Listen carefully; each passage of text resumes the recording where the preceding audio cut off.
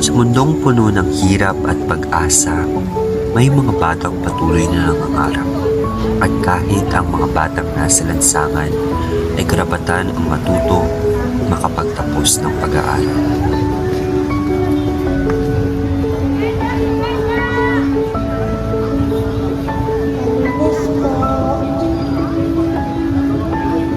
Pinakahilig ng mga Pinoy, lalo na sa mga sapatos nyo, tsinelas, sandals,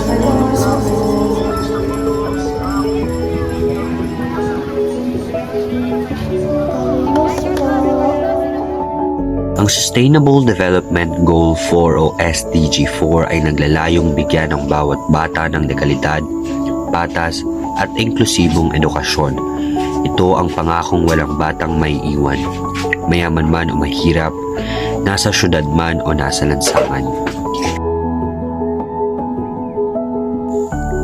Ang Sustainable Development Goal 4 ay mahalaga dahil ang edukasyon ang nagbibigay sa bawat bata ng kaalaman, kakayahan at pagkakataong baguhin ang kanilang kinabukasan. Kapag may edukasyon, mas mataas ang oportunidad para makaangat sa kahirapan, magkakaroon ng maayos na trabaho at makabuo ng mas ligtas at mas maunlad na komunidad. Edukasyon ang susi para magkaroon ng pantay na oportunidad ang lahat, saan o anuman ang kanilang pinagmulan.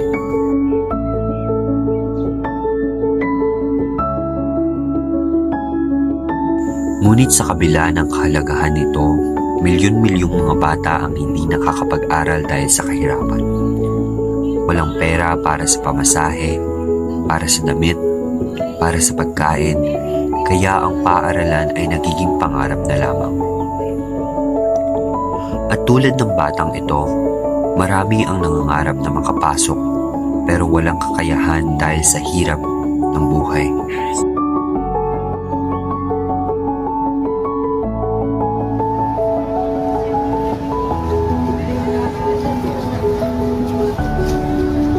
Kung kaya't ang isang munting tulong, isang munting liwanag at patuloy na malasakit at kabaitan ay maaaring makapagbigay ng ngiti at pangarap sa iba.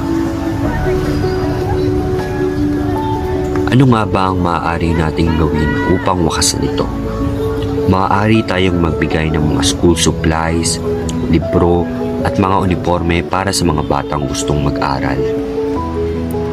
Sumuporta ng mga programa para sa libreng edukasyon, itaas ang boses para sa pantay na oportunidad at higit sa lahat, huwag baliwalain ang batang nangangailangan ng tulong. Ang edukasyon ang pinakamatibay na ilaw sa buhay ng isang bata. At tulad ng kandilang nagbibigay liwanag sa dilim, kaya rin nating maging ilaw sa kinabukasan nila.